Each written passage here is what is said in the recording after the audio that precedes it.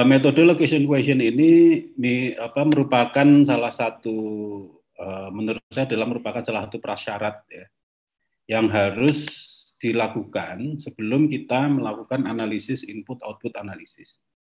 Karena metode location question itu tujuannya adalah untuk melihat kira-kira dari sektor-sektor yang ada di daerah, itu sektor mana saja yang memiliki keunggulan, atau untuk mengetahui sektor mana yang memiliki surplus. Nah, ini di sini saya ada deskripsinya ya. Jadi ini Bapak Ibu bisa lihat, ini tidak perlu saya bagikan ya karena ini sifatnya hanya definisi saja, saya lebih senang praktek. Nah, di sini location question dikatakan bahwa merupakan analisis yang digunakan untuk mengetahui sejauh mana tingkat spesialisasi sektor-sektor ekonomi di suatu daerah, ya, dan atau sektor-sektor apa saja yang merupakan sektor basis atau leading sektor. Nah, ini adalah analisis location question. Nah, nanti di input-output analisis kita akan mendalami, ya, bagaimana sektor-sektor yang dianggap sebagai sektor unggulan atau leading sektor itu berpengaruh terhadap sektor yang lain. Sementara dalam LQ itu kita tidak membahas apa pengaruh sektor itu terhadap sektor yang lain. Ya, misalnya saya ambil contoh, katakanlah industri atau sektor pariwisata. Nah, di dalam location question, ini kita hanya melihat apakah sektor pariwisata di kabupaten kota Bapak Ibu itu merupakan sektor basis atau bukan. Titik, hanya sampai di situ. Ya. Nah, dalam input-output analisis, nanti kita akan melihat apakah sektor pariwisata itu mengungkit sektor lain atau tidak. Jadi sampai sejauh mana sektor pariwisata mengungkit sektor misalnya makanan dan minuman. Sampai mana sektor pariwisata mengungkit sektor pertanian, itu nanti kelihatannya ada di analisis input dan output. Sementara di location question kita hanya melihat apakah sektor pariwisata itu merupakan sektor yang bersifat unggulan atau tidak. Nah, oleh karenanya dalam materi saya, ketika saya berbicara tentang location question, itu maka selalu saya ketika saya berbicara tentang input-output analisis, maka saya selalu mendahului dengan location question supaya kita bisa mengkoneksikan di antara keduanya. Nah, di sini dikatakan bahwa pada dasarnya teknik ini menyajikan perbandingan relatif ya antara kemampuan satu sektor daerah yang diamati itu adalah daerah kita, kabupaten kota atau provinsi yang kita amati dengan kemampuan sektor yang sama di daerah yang menjadi acuan. Nah, ini harus diperhatikan ya, daerah menjadi acuan. Jadi kalau kita meneliti kabupaten kota, misalnya Kabupaten Malang, maka yang menjadi acuan adalah satu level region yang ada di atasnya. Misalnya Provinsi Jawa Timur. Ya, kalau Bapak Ibu melakukan location question untuk mengetahui sektor unggulan yang ada di Banjarmasin misalnya, berarti acuannya adalah Provinsi Kalimantan Selatan dan seterusnya. Seperti itu. Jadi kalau meneliti di level provinsi, maka daerah acuannya adalah berarti data di tingkat nasional. Ya, seperti itu. Itu adalah prasyaratnya. Nah, satuan yang digunakan untuk menghasilkan koefisien location question tersebut nantinya dapat berupa jumlah tenaga kerja atau PDRB per sektor ekonomi. Kalau di Indonesia lebih umum ya digunakan itu adalah PDRB. Tapi kalau di beberapa negara yang lain itu mereka juga menggunakan jumlah tenaga kerja. Oke, itu adalah per definisi ya. Itu adalah per definisi. Nah, sekarang kita praktek. Sekarang kita lihat dalam bentuknya seperti apa analisis location question ya. Nanti kita akan break setelah ini, kita akan lanjutkan dengan input output analisis.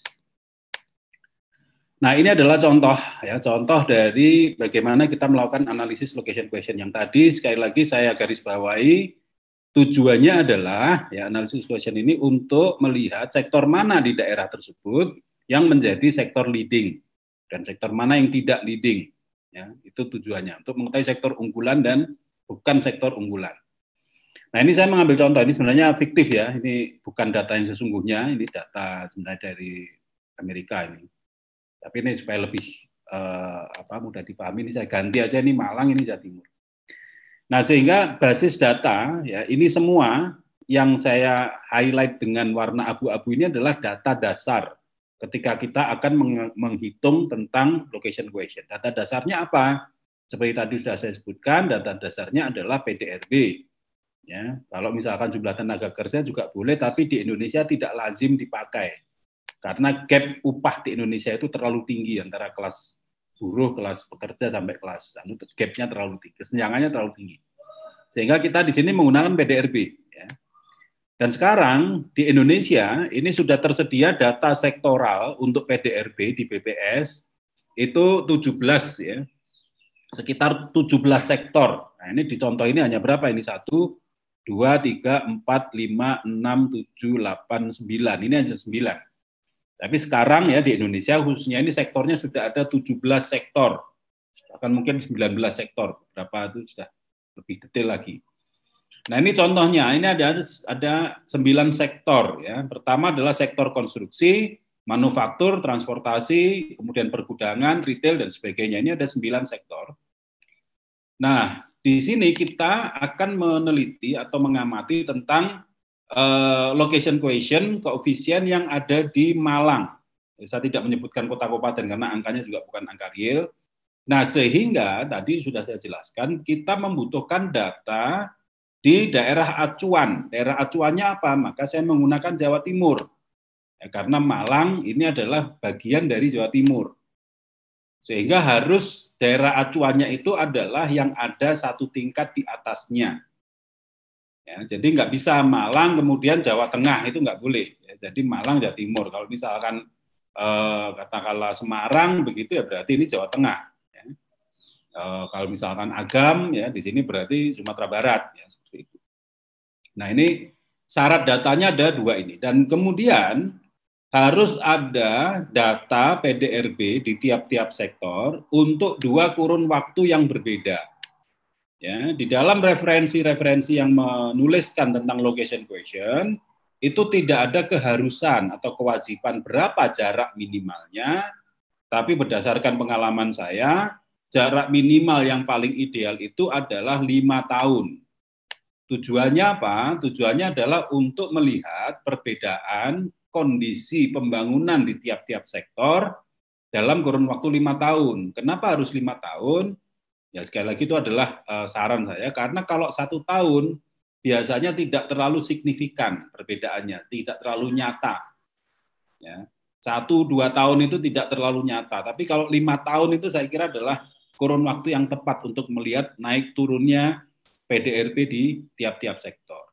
Yang kedua, alasannya kenapa saya lebih nyaman menggunakan 5 tahun, karena ini terkait dengan periode juga RPJMD. Ya, karena RPJMD kan 5 tahun sehingga kita bisa melakukan evaluasi apakah sebelum RPJMD itu dan setelah RPJMD itu terjadi peningkatan atau tidak, sehingga kita bisa melakukan review.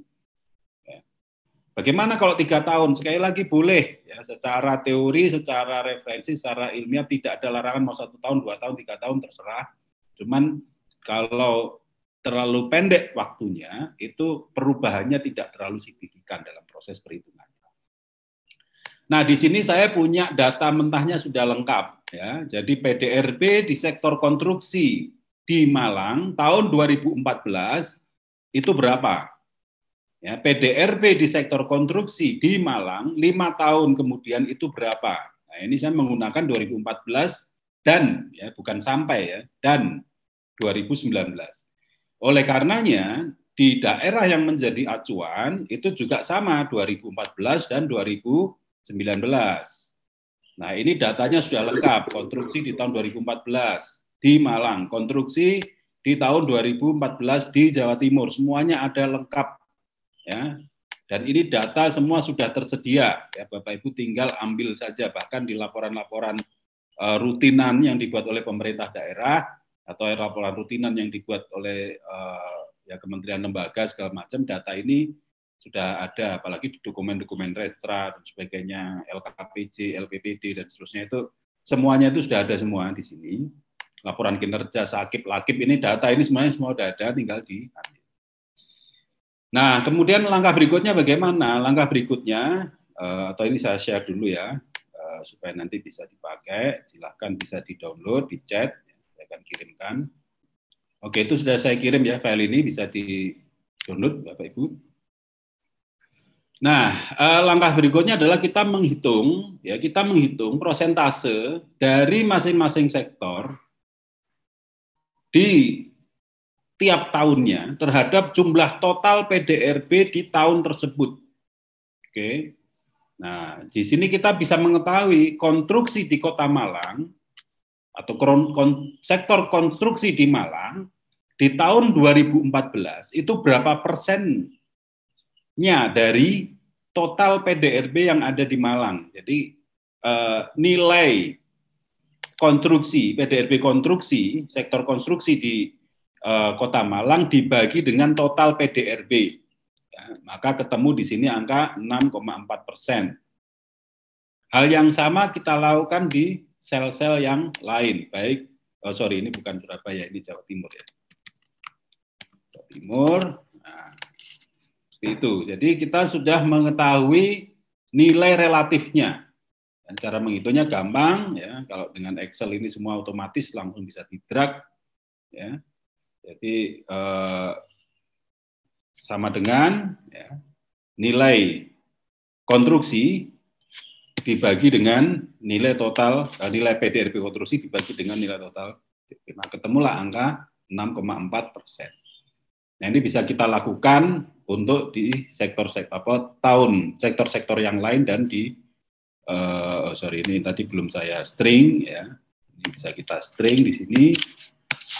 Nah, kemudian kita bisa drag sehingga hasilnya otomatis akan keluar. Ya, ini nilai ini sama dengan yang ada di sini. Jadi sangat mudah, ini aritmatika yang simpel sekali. Nah, sehingga kita sudah jumlah totalnya maka akan menjadi 100%. Ya, jumlah totalnya menjadi 100%. Hasil penjumlahan nilai relatif dari pertumbuhan, bukan pertumbuhan, kita bicara tentang total produksi PDRB di tiap-tiap sektor. Nah, ketemu angka di sini 100%. Nah, dari angka relatif ini baru kita melihat nilai LQ, ya, koefisien LQ ini baru bisa didapatkan setelah kita melakukan perhitungan terkait dengan angka relatif. Caranya bagaimana? Caranya adalah nilai angka relatif di Malang itu dibagi dengan nilai angka relatif yang ada di level provinsi. Ya, jadi caranya simpel saja, sama dengan nilai yang ada di sini dibagi dengan pada tahun yang sama di sektor yang sama di Jawa Timur, jadi dibagi dengan ini, maka hasilnya adalah seperti ini. Ini saya ganti dari persentase menjadi desimal dan nilainya adalah 0,79. Ya, jadi ini adalah nilai LQ untuk sektor konstruksi di tahun 2014, ya, 0,79. Nah, ini sama di sini, 0,79. Ya, nilainya sama, 0,79. Ini saya hilangkan dulu, supaya tidak bingung. Nah, 0,79. Ya, nilai yang sama misalkan di tahun 2019 bagaimana? Ya sama, berarti sama dengan, ya, sini saya tulis saja di sini sel yang tadi sama dengan untuk tahun 2019 berarti 7,2% dibagi dengan 8,7%. Nah, ketemulah 0,83. Nah, ini 0,83. Jadi caranya menghitungnya sederhana. Nah, kita lakukan di semua sektor. Kita lakukan di semua sektor yang ada. Kalau 17 berarti kita lakukan di 17 sektor yang ada pada dua kurun waktu yang berbeda. Nah, kita di sini sudah mendapatkan koefisien LQ di tiap-tiap sektor di 2 tahun yang berbeda. Sehingga koefisien location quotient untuk sektor konstruksi di Malang di tahun 2014 adalah 0,79. Sedangkan di tahun 2019 adalah 0,83. Ya, jangan khawatir, nanti kita akan sekali lagi pelajaran pelajaran kuantitatif itu ada dua hukumnya ya. Pertama adalah jangan pernah sekali-sekali ada dua larangan. Ada dua bisa dikatakan dua larangan ya, dua dosa besar dalam mempelajari matematika itu. Ya, satu, jangan pernah menghafalkan rumus, dua, jangan pernah menghitung. Itu larangan, itu tolong disampaikan ke guru-guru matematika, karena ketika saya belajar matematika di Amerika dulu, ketika saya kuliah S2 itu langsung profesor saya mengatakan ini adalah mata kuliah kalkulus, jadi matematika, dan ada dua larangan, dua dosa yang tidak boleh dilakukan. Apa itu, Prof? Satu, kamu tidak boleh menghafalkan rumus. Dilarang hukumnya menghafalkan rumus, karena rumus tidak perlu untuk dihafalkan. Dua, jangan pernah kamu menghitung. Karena komputer dan segala macam itu sudah bisa menghitung. Lalu apa yang harus kamu pelajari? Yang harus kamu pelajari adalah menginterpretasikan hasilnya. Memahami maksud angkanya apa. Dan apa implikasinya terhadap kebijakan dan sebagainya. Nah, ini sama juga, ini saya teruskan ini ilmunya. Jadi jangan sekali-sekali menghafalkan rumus dan jangan sekali-sekali menghitung apapun. Kita nggak usah pakai kertas ngitung satu kali ini itu. Nah, justru dua hal itu yang dipaksa oleh guru-guru matematika kita di SMP, di SMA. Yang akhirnya kita disuruh menghafalkan rumus dan rumusnya lupa setelah lulus sekolah, disuruh menghitung kemudian malah jadi pusing, dan yang ketiga kita nggak tahu kenapa kok kita harus menghafalkan rumus dan menghitung itu. Oke, nah ini adalah nilai LQ ya. Nilai LQ yang dihasilkan itu nanti kita lihat apakah LQ-nya lebih besar dari 1, lebih kecil dari 1, atau sama dengan 1. Apabila koefisien LQ-nya lebih besar dari 1, maka sektor tersebut merupakan sektor dominan di daerah yang kita amati. Atau dalam bahasa yang lebih populer bisa juga disebut sebagai sektor unggulan. Apabila LQ-nya lebih kecil dari 1, berarti sektor itu bukan sektor unggulan. Ya, atau bisa dikatakan produktivitas yang ada di sektor itu mengalami defisit. Sementara yang LQ-nya lebih besar dari 1, berarti sektor itu adalah sektor yang unggul dan dia surplus. Jadi intinya angka kuncinya adalah 1 saja, 1,0. Kalau dia itu lebih besar dari 1,0, berarti dia sektor unggulan dan sektor itu surplus, melimpah ruah. Ya, daerah itu di sektor tersebut. Kalau nilai koefisien LQ-nya lebih kecil dari 1, berarti dia defisit, dia kekurangan. Itu kalau LQ-nya sama dengan 1, nah berarti dia ya sektor itu ya biasa aja, tidak surplus ya tidak defisit. Tapi jarang dia lebih besar atau lebih kecil, yang benar-benar pas 1,0 itu jarang sekali ditemukan. Nah, dari perhitungan yang tadi sudah kita lakukan, ya kita bisa melihat di Malang ini di 2 kurun waktu yang berbeda ini nilai, maka dari rules of thumb yang ada di sini, rules of thumb yang ada di sini, kita bisa langsung, oh berarti saya harus mencari yang 1, nah di sini Anda bisa melihat, wah sektor manufaktur, nah ini 1, nah, berarti dia masuk ke LQ ya, lebih besar dari 1. Mana lagi yang 1, oh manufaktur ini 1, lagi ya, berarti dia masuk ke kategori LQ. Transportasi gimana tahun 2014? Oh enggak masuk LQ, tapi 2019-nya masuk. Nah, ini tinggal kita menandai saja seperti ini. Ya, kita tinggal menandai, nyari yang 1, 1. Apakah mungkin hasil LQ-nya lebih dari 1, misalkan 5, sekian, 6, sekian? Mungkin saja. Ya, mungkin saja, karena yang intinya di sini kan lebih besar dari 1. Nah, di sini saya sudah selesai untuk mencari atau mengidentifikasi nilai-nilai LQ yang itu skornya adalah lebih besar dari 1. Dan ini sudah saya tandai semua, yang lainnya lebih kecil dari 1.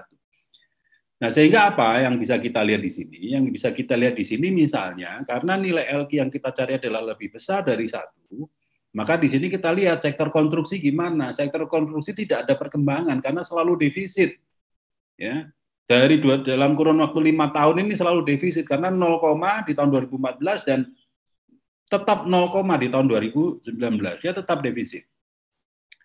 Sektor manufaktur gimana? Wah, dia konstan, stabil ya, selalu surplus. Jadi bisa dikatakan ini potensi untuk dikatakan sebagai sektor unggulan karena 5 tahun yang lalu surplus dan sekarang juga surplus, lebih besar dari 1.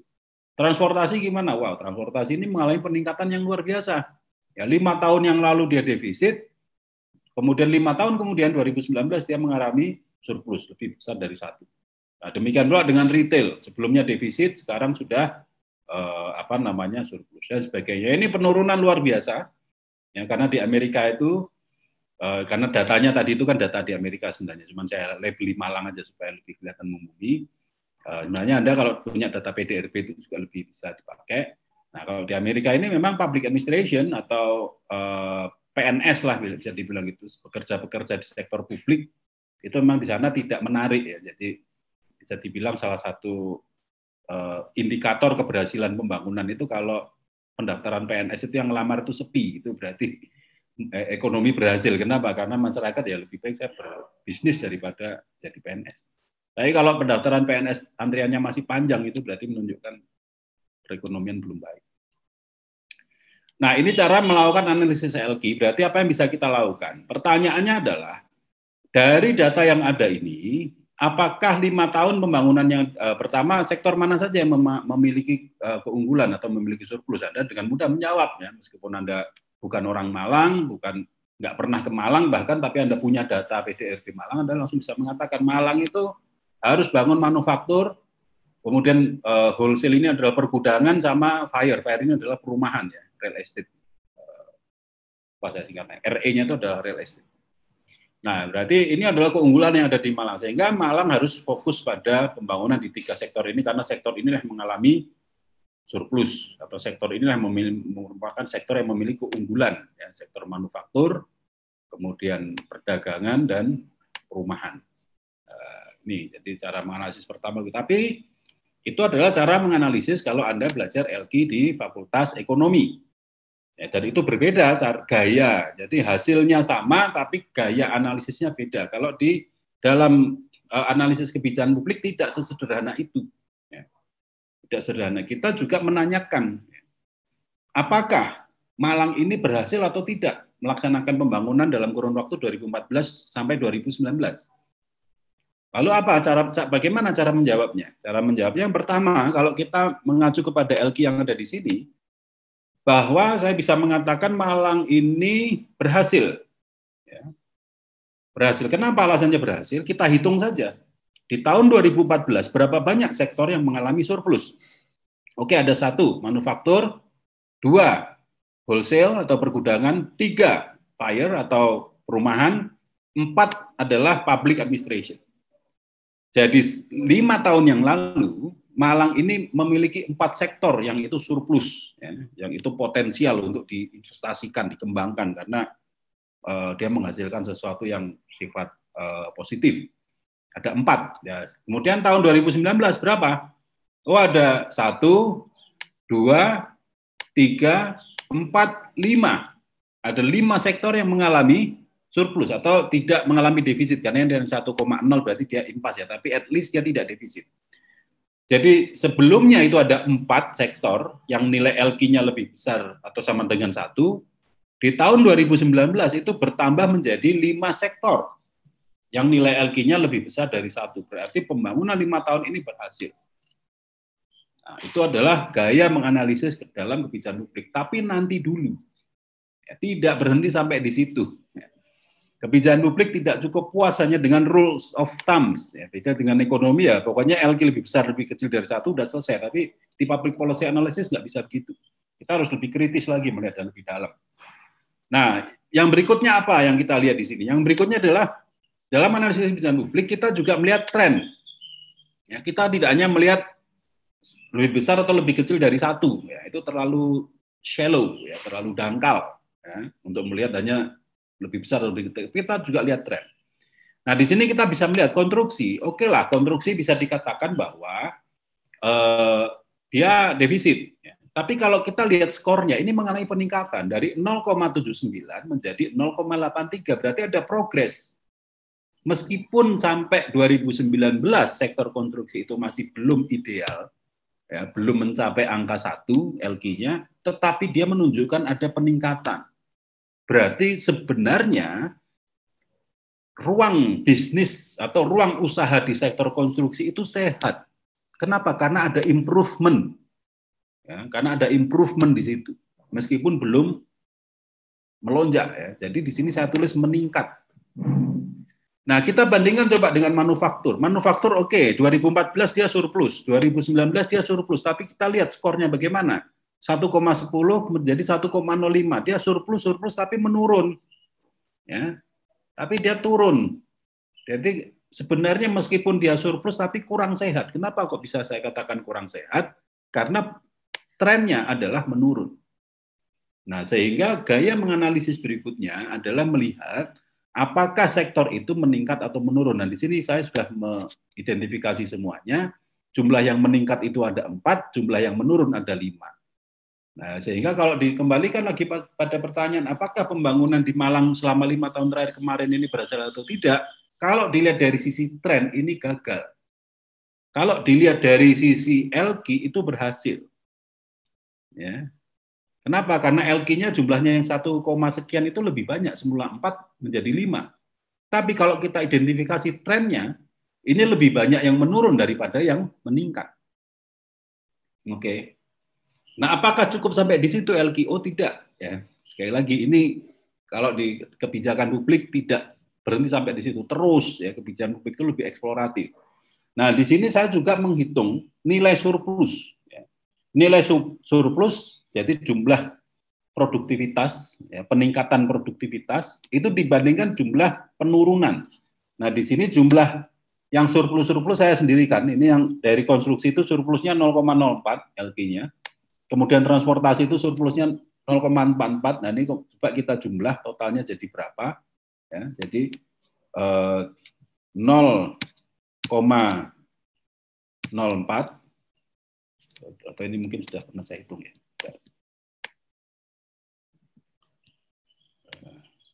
Oh, belum. Oke, saya clear konten dulu. Oke, jadi ini adalah sama dengan 0,04 ditambah ya, 0,44 ditambah 0,02 ditambah 0,08. Ya, ini saya melanggar melanggar hukum belajar kuantitatif sebentar, tapi nggak apa-apa, supaya Anda semua memahami prosesnya aja. Tapi dalam prakteknya nanti jangan dilakukan, karena ada cara yang jauh lebih mudah. Nah, ini ketemu 0,58. Ya. Nah, kemudian defisitnya kita tambah. Ya. Defisitnya kita tambah. Berapa banyak defisitnya? Jadi sama dengan ini, ya, ditambah ini, ditambah ini, ditambah ini, ditambah. Nah, ketemulah total defisitnya sebanyak 0,55. Total surplusnya sebanyak 0,58, sehingga di sini sebenarnya lebih banyak surplusnya daripada defisitnya. Ya, bisa kita katakan di sini total surplus, ya. Total surplus sebenarnya adalah 0,02. Ini total surplusnya. Nah, sehingga di sini bisa kita simpulkan bahwa sebenarnya berhasil. Jadi kalau dilihat dari total LQ itu berhasil, kalau dilihat dari tren itu sebenarnya gagal, kalau dilihat dari total surplus sebenarnya berhasil. Ya. Jadi artinya di sini kita bisa belajar, tidak mudah kita menghakimi ini salah, ini benar, ini gagal, ini berhasil, seperti yang di medsos itu. Ya, kita lihat di medsos, di grup WA, itu dengan gampangnya orang tidak tahu data, tidak punya alat analisis dan sebagainya itu menghakimi, wah pemerintahan gagal, wah si presiden ini nggak berhasil, itu dengan mudahnya, dengan gampangnya. Nah, harapan saya kalau birokrat itu ya lebih cerdas sedikit lah. Ya. Jadi ini adalah contohnya, ya, contohnya bahwa tidak semudah itu kita menghakimi. Dilihat dari mana dulu? Oke, dilihat dari LQ berhasil, dilihat dari tren gagal, dilihat dari total surplus berhasil, tergantung sudut pandang. Ya, tidak gampang kita mengatakan si A itu buruk, si B itu jelek, itu tidak segampang itu.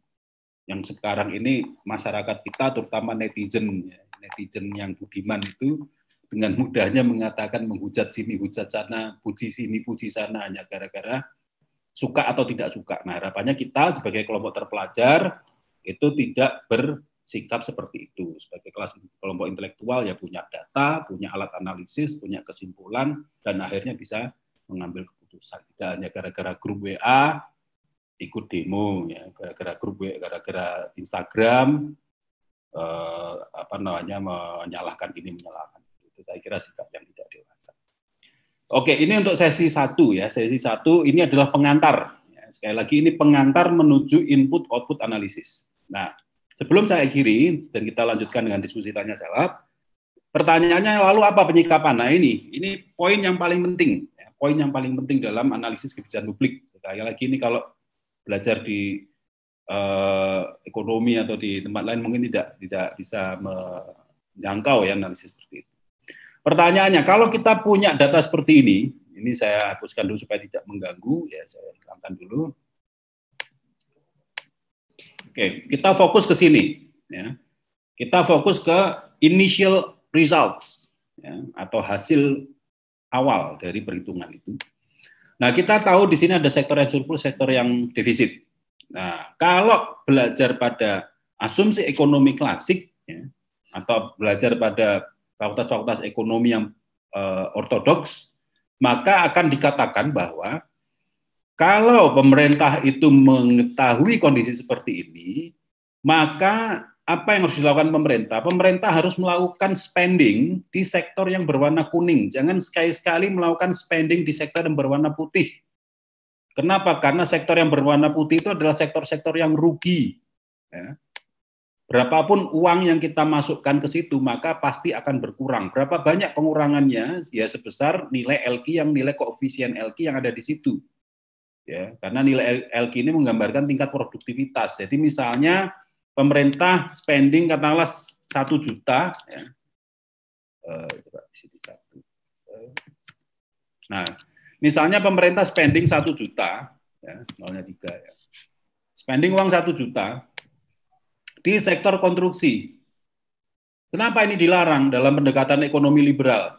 Ya, ya karena itu tidak efisien. Kenapa tidak efisien? Ya tinggal berapa dalam 5 tahun nanti diprediksikan uang 1 juta itu, uang 1 juta dalam 5 tahun yang akan datang akan menjadi 1 juta dikalikan nilai LQ yang ada di sektor tersebut.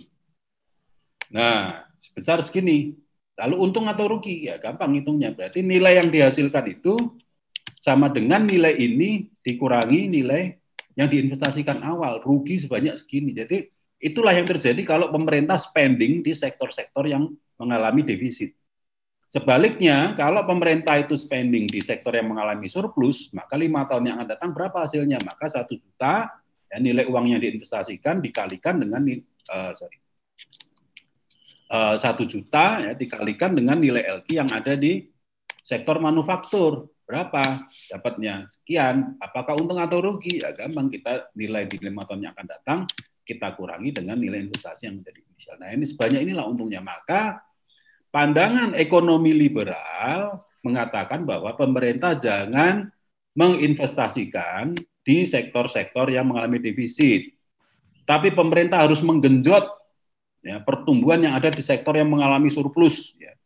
Beri program yang banyak di situ, jadikan itu sektor unggulan, kemudian beri banyak fasilitas, beri banyak bantuan di semua sektor yang berwarna kuning. Itu adalah pandangan ekonomi liberal. Ya, pandangan ekonomi liberal seperti itu. Kenapa? Karena uang itu harus menghasilkan uangnya lebih banyak. Itu pandangan ekonomi liberal. Dan ya, suka atau tidak suka, ya kadang-kadang meskipun kita tidak suka dengan label liberal, tapi kita sebenarnya sedang menjalankan logikanya kelompok liberal. Dicap sampai liberal, wah marah-marah. Tapi gimana, mau nggak investasi di sektor yang rugi? Nggak mau. Ya. Jadi itu kadang-kadang yang kontradiktif ya. Nah, saya secara pribadi saya bukan penentang liberalisme dalam kebijakan ekonomi, ya, bisa lebih pada kombinasi ya, di antara sosialisme dan liberalisme, atau lebih tepat atau lebih sering disebut dengan welfareanism, ya, welfarism. Nah, dalam perspektif welfarism itu sebaliknya, justru pemerintah harus spending di sektor yang berwarna putih yang ada di sini. Nah, kalau sosialisme ya semuanya, jangan serahkan satupun kepada swasta, semua sektor harus dikuasai oleh pemerintah atau negara, itu kalau sosialisme. Tapi saya tidak sosialisme, saya juga tidak liberalisme. Saya lebih condong kepada welfarisme. Di mana welfarisme? Di mana sisi pembeda antara welfarism dibandingkan dengan liberalism dan sosialisme.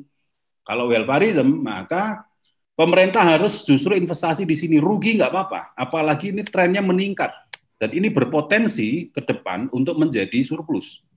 Demikian pula ini, justru yang defisit inilah negara harus ngurusin. Ya. Ngapain negara ngurusin yang kuning-kuning ini? Lalu apa solusi welfarism? Yang kuning-kuning ini serahkan ke masyarakat agar masyarakat menjadi sejahtera. Kenapa? Karena sudah berbisnis di sektor yang sudah jadi. Masyarakat berbisnis di sektor yang sudah menguntungkan. Negara jangan melakukan predatorianism. Jadi misalnya katakanlah di sini industri manufaktur ini surplus, sudah surplus dan ekonominya bagus, masyarakat bisa mengembangkan bisnis di situ. Kemudian negara buat BUMD, ya, membuat BUMD yang juga bergerak di bidang manufaktur dengan alasan karena wah ini sektor menguntungkan ini. Sayang ini kalau negara tidak ikut berbisnis di situ, itu namanya negara predator. Itu namanya negara predator. Biarkan sektor itu dikelola masyarakat dan masyarakat biar makmur dari situ. Mungkin negara hanya mengatur masalah regulasi tata niaganya, ya, tapi jangan ikut-ikutan berbisnis di situ. Ya, jangan ikut-ikutan mengambil keuntungan dari situ. Biarkan rakyat yang kemudian berbisnis di sini dan sejahtera melalui sektor-sektor itu. Tugas negara apa? Tugas negara membuat sektor yang tidak dimaui oleh masyarakat untuk berbisnis menjadi sektor yang dimaui masyarakat untuk berbisnis. Tugas negara adalah menguningkan semua sektor ini agar menjadi masyarakat nanti akan bergerak di situ. Itulah yang tadi saya sebutkan, indikator kalau PNS itu antriannya masih panjang, daftar PNS itu berarti indikator negara itu salah satu indikator negara itu belum sejahtera. Tapi kalau negara sudah sejahtera, ya mereka lebih memilih untuk bisnis dan peluang berbisnisnya terbuka lebar. Kenapa? Karena semua sektornya sudah kuning. Siapa yang membuat dan berjasa menguningkan sektor itu? Pemerintah. Itu adalah cara analisis. Nah, sekali lagi Elki di sini tidak melihat bagaimana hubungan antar sektor. Hubungan antar sektor baru akan kita lihat di sesi yang kedua, yaitu analisis input. Oke, mungkin itu pengantar diskusi mungkin terlalu panjang dan mungkin agak sedikit membosankan, mohon maaf. Tapi mudah-mudahan bisa Oke, ini pengantar. Apa yang bisa saya antarkan? Kenapa kok perlu ini? Karena input-output analisis itu berangkat dari sektor-sektor mana ya, yang nantinya akan dilihat keterkaitannya dengan sektor yang lain. Nah, dalam memilih sektor mana, itu kan kita sudah harus punya gambaran ya. Di daerah itu ada beberapa sektor yang berpotensi untuk mengungkit. Sehingga pembangunan itu kalau dalam IO, itu dia tidak berbicara tentang perspektif ideologis. Keberpihakan pemerintah terhadap sektor itu tidak berdasarkan pada perspektif ideologis. Kalau LQ kan tadi sangat ideological bias ya.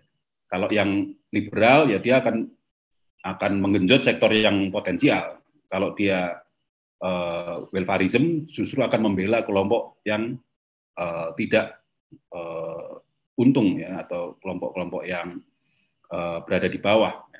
Kalau sosialisme nggak usah ditanya, semua sektor harus digarap pemerintah, itu nggak usah dibahas.